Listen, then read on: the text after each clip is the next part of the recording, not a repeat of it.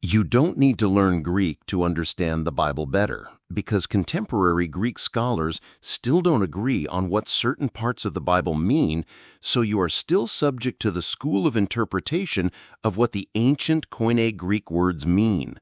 Rather, you should go to what the best Greek scholars, the saints, say about the Holy Scriptures. One example can be given from James 1:2, where most modern English translations translate the Greek word pειρασμοῖς as trials. Older translations will render the word as temptations. I personally think it should be translated as temptations, since πειρασμοῖς is the plural form of the noun πειρασμόν, which is used in the Lord's Prayer, "Do not lead us into temptation," πειρασμόν.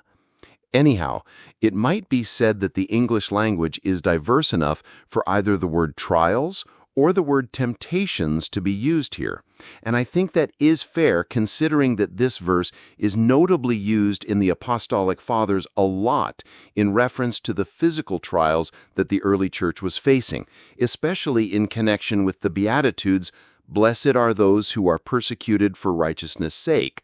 However, if we are to have the mind of Christ, it is more helpful to understand how the saints understood πειρασμοῖς, rather than relying on how Greek Koine Greek authors outside of the Bible were using it or whatever.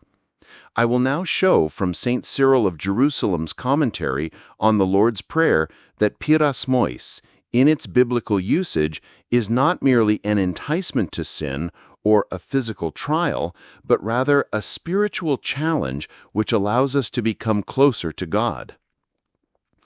"And lead us not into temptation, O Lord."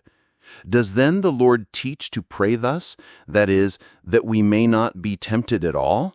And how is it said elsewhere, "The man who is not tempted is unproved"? And again, "My brethren, count it all joy when you fall into divers temptations." Or rather, does not the entering into temptation mean the being whelmed under the temptation? For the temptation is like a winter torrent, difficult to cross.